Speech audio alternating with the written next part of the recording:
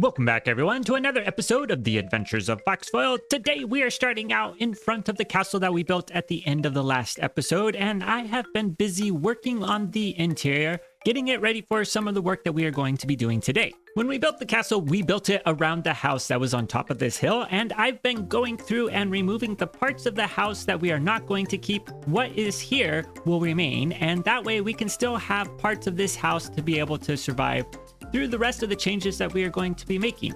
This is going to be the second floor. There will be a third floor, and I think there will actually be a fourth floor as well. So a lot more room than there was before. But that's not going to be the only project that we are going to be working on today. I also want to go through and make some changes to our village. We are going to be upgrading these houses. We're going to be adding in some more houses. And I also want to start expanding our farming area so that way we have farms along this area over here. We've got a pretty action-packed episode ahead of us, so we better get started. I think the best place to start will be to work on the interior of the castle because we have all of the materials that we need to do that in these chests over here, which means we can get right to work. We don't need to do any material gathering. With the basement floor, I decided to keep it consistent with what we had there before, so it's a lot of smooth stone and spruce logs, but I wanted this ground floor to feel like a cellar, so that's why I went with a lot of barrels along the wall. But while I used stone for the ground floor, for the rest of the building, I was going to use spruce wood. So we've got a lot of spruce logs, we've got a lot of spruce stairs, spruce slabs, spruce planks, and I think there's just something about using wood for interiors that makes them just a little bit more warm and inviting. I've got the interior completed, so we now have this entryway when we come in. It goes down these stairs here to this middle area, which can then lead over to where we've got chests to store things.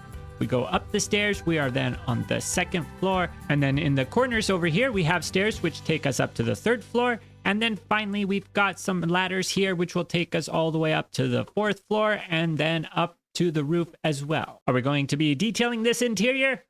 Maybe, but not today. Today is going to be focused on building buildings. In addition to the keep, I also have added in some stables over here. We've got room for 4 horses. We just don't have any horses to put in there right now, but we're not going to worry about that yet. Instead, we are going to focus on upgrading our village because there is a lot that we need to do for it. Fortunately, I think we have enough left over from what we did with the castle to be able to do the upgrades to the village. And in between episodes, I was busy collecting up a couple of materials that we didn't have, like cobbled deep slate and sandstone. But before we start upgrading the houses and building new houses, I think we should do a little bit of planning for where the houses should go. So let's see, I think this area right here has a lot of space and we could build a house here. So let's just put a bunch of blocks right here in front to signify this is where we're going to put the entrance. I think another good area to put a house would be this spot right here. The only downside is that the hill comes all the way down here.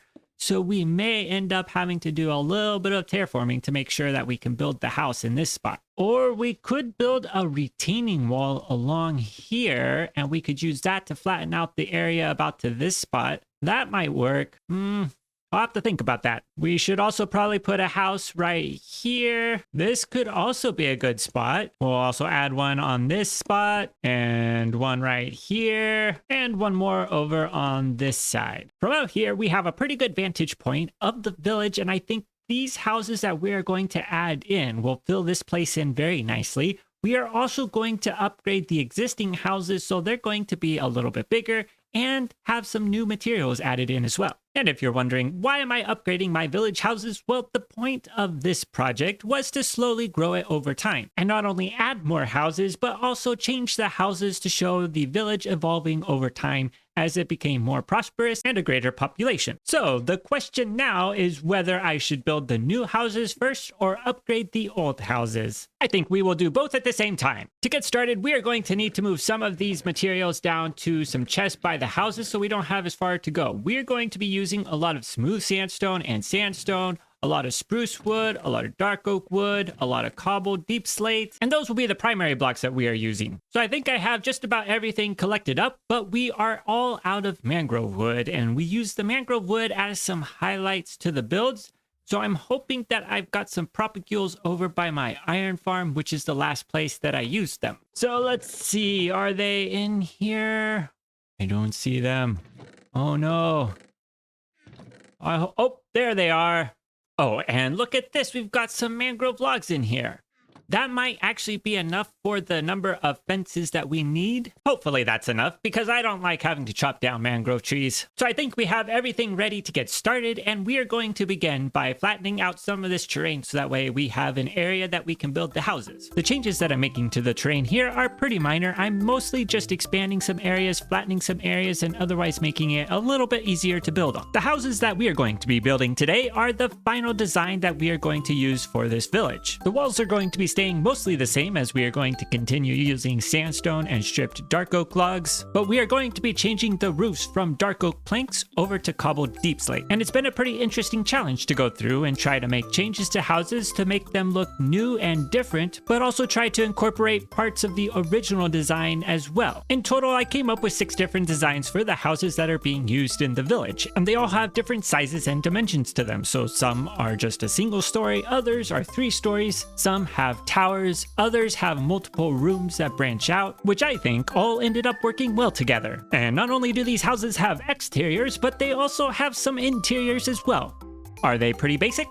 Yes, they are, but they're not just hollow buildings. So taking a look at the village, I think we almost have enough houses here. There are a total of 15, and while there are a few more spots where we could put 1 or 2 more houses, I also want to have enough room to be able to add in some different types of shops and other types of buildings, so it's not just houses in this village. But we're not going to add those shops in today. Instead, what we are going to do is work on this area over here, because now that we have, now that we have a full number of houses, we need to be able to feed all of the people that would be living in those houses, which means we need to start adding in a bunch of farms out here. Because it wouldn't really make sense to have a bunch of wheat fields in the middle of a village. Those would need to all be on the outside where there's lots of room to have fields that are going to match the number of people that would be living here. The other thing that we should be thinking about is whether we should be having more than just wheat fields. If we should get some carrots or some beetroots or some potatoes, we could have a little bit of variety, and I think that might be better. So I think the best way to start with this project will be to get some iron so we can make a bunch of tools. I think we should also grab a bunch of dirt that we have over here by the iron farm. And then we're going to make a few changes to the terrain over here to make it a little bit more friendly for some farms. So the goal with the changes to the terrain here is to smooth it out, but not make it flat. So we are expanding some of the areas, we're removing some of the areas, and otherwise making it so that when we plant the crops, it's a gradual slope that they're being planted on and not steep terrain. And not only did we need to smooth out the terrain, but we also had holes that needed to be filled in as well. With this terrain figured out, it's now time to start splitting it up into different fields. And in order to do that, we are going to need to get a few things together. The first thing we are going to need to collect is a bunch of moss. We are then going to take that moss and craft up some mossy cobblestone and turn some of that mossy cobblestone into stairs and slabs. We are also going to collect up all of the crops in the villages around where our base is. It'll probably take a number of villages before we get a good supply of vegetables to grow.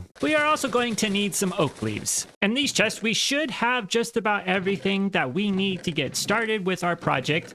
We don't have a lot of potatoes or carrots or beetroot seeds, but I think that should be enough to get us started, and then we will just have to let the fields grow and replant and grow and replant until we have a full field. But now we've got a lot of grinding to do to get these fields ready, so let's get started. The first step in dividing up these fields was to outline them using tough and mossy cobblestone blocks. Then I went through and added in some stairs and slabs to add a little variation to the height, and then it was time to start preparing the ground to plant the seeds. The first step to that is putting in all of the water so that the ground is irrigated, and then I needed to go through and convert all of the grass to farmland, and finally I had to start adding in the seeds that I had collected. In total, I spent about 3 hours just converting all of the ground over to farmland, and I did not have enough seeds to be able to fill in all of this space. I had to wait for it to grow so that I could harvest it to plant more, to wait for that to grow, to harvest it to plant more, over and over and over. While I was waiting for the crops to grow, I decided to build a little silo where we could store all of the wheat and seeds and carrots and potatoes that we were growing here. But once that was built, it was back to harvesting plants and replanting until we filled in all of the fields, which eventually I was able to do. And things are looking much better over here with all of the fields filled in with the different crops. We've got a lot of wheat fields, we've got melon, we've got pumpkin, we've got beetroot, we've got carrots, we've got potatoes,